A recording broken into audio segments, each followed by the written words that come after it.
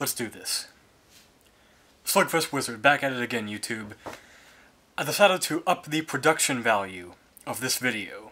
My predictions and picks for UFC 148 Anderson Silva vs. Chael Sonnen 2. Because this is it. This is the one that we've been waiting for, the one that fans have demanded, the one that all the hype is built behind, and it's going to be a memorable night. At least that's what I'm aiming for. Mostly because I'm actually going to be there. But I'll get into that in a couple minutes. Alright, backstory. August 2010, UFC middleweight champion Anderson Silva and Chael Sonnen, #1 contender, fought hard for 23 minutes of that bout, for the better part. Chael Sonnen, the All-American wrestler, he mostly dominated, but he had his way with Silva for the majority of that fight, and until, with less than 2 seconds left in the final round, the Brazilian champion, Silva, sprung into action, and then, you guys all knew what happened. Caught Chael Sonnen in that beautiful triangle choke / armbar, and he tapped out, and then tried to say he didn't tap out, and then said, "I came in second, I tried my best." But at the press conference, and from that day forward, he has not stopped the trash talking, and, it's some of the reasons why I don't like Chael Sonnen, and the things that he does. But okay. From the top, let's get started. Alright. Out of the MGM Grand Garden Arena, the Ultimate Fighting Championship will be presenting to us this stacked card, July 7th, starting at 10 o'clock.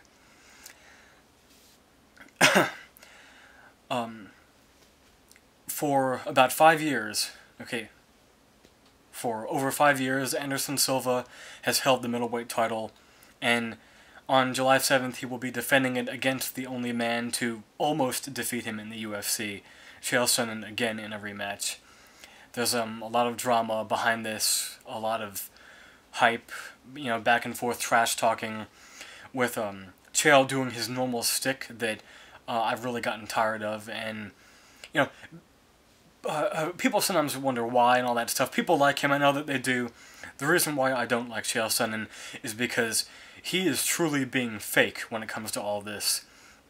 He's saying things like, Anderson Silva is amateur at best, even though he's won 14 fights in a row in the UFC and has had the longest title reign at 5 years, and, has the most knockdowns in the UFC and the most wins at middleweight, if I'm not mistaken, and most successful title defenses, and so many of these things altogether. He just has all the records. He's shattered every competitor that's been put before him, and I'll be looking forward to seeing how this fight goes. But, no, Chael, he continues to go out there and say things like, I can beat Anderson Silva in a jiu-jitsu match, and he's gone as far as to insult the Brazilian champion's wife on numerous occasions, saying that, I'm going to go to his house and go to his wife and say to her, "Go in the kitchen and make me a steak, medium rare." And, the other day, it wasn't the other day, it was Wednesday, Silva finally has fired back to, all of Sonnen's words, and says that he's going to break his face and all of the teeth in his mouth, and he's going to break his arms and legs, and he's never going to want to fight again after this fight. And, we all know Anderson Silva, he doesn't do things like that. He doesn't say things like that leading up to a fight. Dana White admitted that too. Instead, He's, very calm, very casual, very peaceful, and respectful of people. Chael Sonnen doesn't think so. But he'll go in there and then he'll destroy you. He'll rearrange your face like he did with Rich Franklin. He'll blast you with punches like he did Yushin Okami in Brazil. Knocked him down several times. He'll drop his hands after the feeling out process and all that stuff, Sorry, there are going to be some noises because I'm recording in the garage for the first time. So, what do you think? Yeah. Okay, as I was saying. Yeah. So, what I think is going to happen in this fight? Yeah, I'm not talking a lot about it because I really want to get my thoughts out there about what I think is going to happen in the main event. What I see happening in this fight is Chael Sonnen not having all of the success that he did, because I still believe that Anderson Silva pulled the rope-a-dope in the first fight. Yeah, Chael Sonnen looked good, but he only looked good because Anderson Silva let him look good for as much of that fight as he could, if you notice all the little things that Silva did. Like him dropping his hands while Sonnen was coming at him with, average-looking 1-2 combinations. So, Chael is not going to knock out Anderson Silva. Anderson Silva has one of the best chins in mixed martial arts. Chael is not going to submit Anderson Silva in this fight. Silva has not been submitted since about, 2004, so yeah, it really has almost been a decade since Silva has really been beaten. Yeah, Pride Shockwave 2004, when Ryu Chonen caught him in that, one-of-a-kind flying scissor heel hook. Yeah, he didn't lose to Yushin Okami the first time. Forget that. That doesn't count. Either way. Yeah, to get to where Chael Sonnen is right now, you see, he had to beat Brian Stann, which a fight that, well, let's be honest, there's no way Brian Stann was going to win that. He submitted him, and then he was just barely able to get by a closer than maybe it should have been win over Michael Bisping over the Fox card. A fight in which, I don't know, I thought maybe Bisping did enough to win that one, but it doesn't matter. I'm looking forward to seeing Anderson Silva destroy Chael Sonnen again. Silva I don't think is going to go in there. He's not going to let Chael have his way with him, because honestly, Silva has beaten much better competition than Chael Sonnen, and that Chael Sonnen has faced throughout his entire career. So, who am I going to pick? No surprise here, I'm going to pick Anderson Silva this time to not let Chael Sonnen get all those takedowns, and to not let happen to him the first time what happened in the other fights, and for him to go in there and knock out Chael Sonnen. Maybe we'll see some of that cocky, jiving that he likes to do every now and then, that dancing, whatever it is. I don't care if it's a 5-round decision. I don't care if the fight lasts 20 seconds.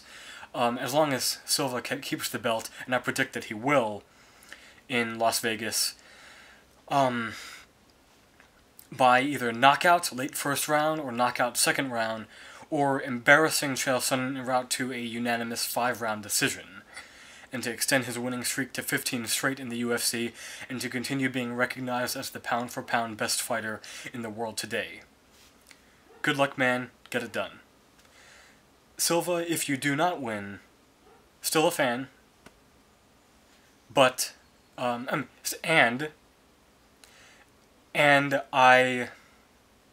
your legacy has already been cemented, in my opinion. Hopefully the UFC will, and everything that you've done. So thank you for all the, if you do lose, I want to say thank you again for all of the great finishes and just classic moments that you've given us. So, that's all I have to say about that. And, Chael Sonnen, F you. So, rest in peace. Next bout. Okay, Forrest Griffin versus Tito Ortiz 3. Yes, by the way, yes, I know that the poster I used in this video at the beginning says Faber versus Barao, but that's not the co-main event. It was going to be, but it got moved. Lots of things got moved around this card. I was really looking forward to the Dominic Cruz Uriah Faber Part 3 rematch. By the way, I still would have picked Dominic Cruz to win that again if they fought.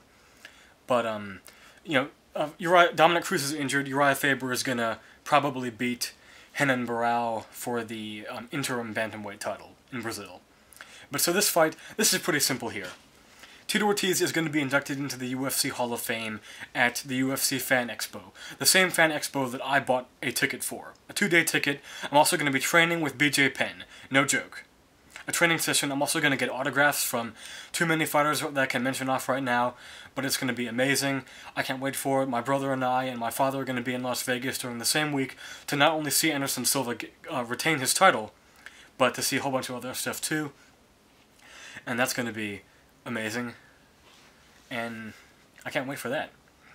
But anyway, this is pretty simple here. Tito Ortiz is in that company man twilight of his career. Yeah, he was able to get that good win over Ryan Bader, which I'm glad I got the chance to see.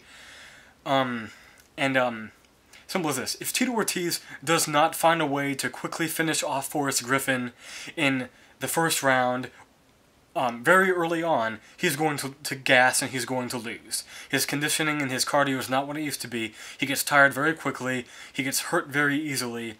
You know, he got stopped by body shots from Little Nog in his last appearance, while Forrest Griffin's coming off of a first-round beatdown over Shogun in his rubber match he had with him.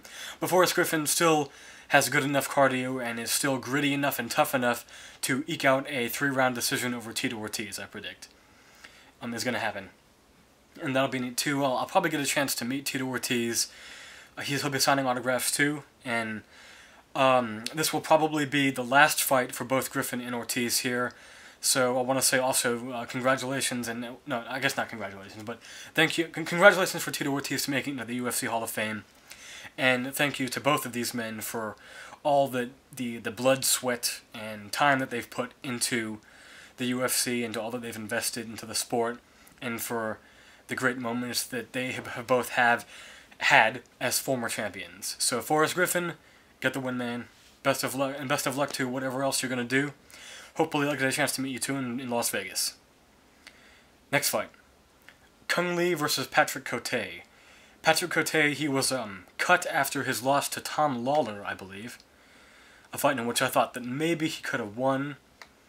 But, damn.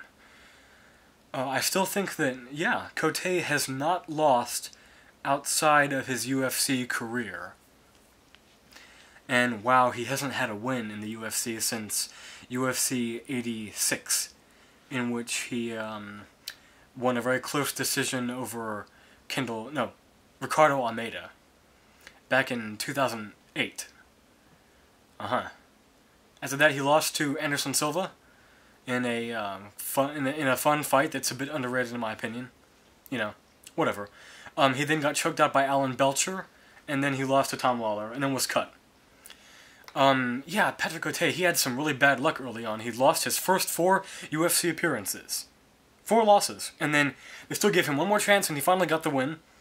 He finally got a win. He put together like 5 fights in a row, got the title shot, and then lost. And I don't think he's won outside of the UFC ever. Very good striking, great chin, has never been knocked out. And I don't see him getting knocked out at all by any strikes that Cung Le can offer. I kind of hope Cung Le gets the win, but I predict Patrick Cote to outlast and beat up Cung Le and finish him early on in the 3rd round due to strikes. There you go. Because you know, Cung Le, I'm not so sure how much mileage he has left in MMA. He did put on a fun fight against Vanderlei Silva, so he's always going to bring the action. He's also never been to a decision in his entire mixed martial arts career. And arguably his biggest win is probably over Frank Shamrock, when Shamrock got his arm broken in that fight. And next on the fight, okay, Dong Hyun Kim versus Damian Maia. You know, Damian Maia, he looked really good all the way up until he got knocked out by Nate Marquardt. Then he's looked, you know, okay to just not great. Since his beatdown against Anderson Silva too. Maia also the last guy to go to a decision with the Spider. And now he's facing Dong Hyun Kim, who he was undefeated until, you know, technically until he ran into the now interim welterweight champion Carlos Condit, got knocked out by him with a flying knee and punches, and then he beat Sean Pearson in a really fun match. Dong Hyun Kim is going to be the bigger and stronger of the two fighters, and he's got a much better judo background, and I believe he's gonna be much better, and you know, he's gonna have more energy to put things together in this fight. I don't see Damian Maia getting the win here. I'm gonna pick Dong Hyun Kim by kind of a close, I guess, split decision, because he just... Maia sometimes fights like he's trying to spar, and I question his heart with the UFC nowadays, too. So that's why I have to say about there. Kim is probably going to get the win. Next fight, Cody McKenzie versus Chad Mendes. I saw Cody McKenzie in Virginia, you know, against a huge wrestler, you know, a name, sorry. Against Marcus, Levisser, yeah, at the Korean Zombie versus Dustin Poirier card, and he was manhandled early, and he got choked. Then he choked him out with the McKenzie guillotine that he likes to use a lot. The majority of his fights are finished with that guillotine choke that he likes to use so much. And I kind of feel like he's facing Chad Mendes right now, coming off of getting his first loss at the hands of still featherweight champion Jose Aldo. This is a close fight to pick. Part of me wants to pick Cody McKenzie because Chad Mendes is going to probably leave himself open for a submission, and if you give Cody McKenzie the chance to get you with that guillotine choke, he's going to take it, and he's probably going to tap you with it. Probably from just the sheer pressure, because he's just so good at that one thing. But I've got to go with Chad Mendes to use his strength and his endurance and his much better striking to neutralize Cody McKenzie and either TKO him in round 2 or win a decision. It's probably going to be a decision. But I kind of hope Cody McKenzie gets, you know, another slick guillotine choke submission win there.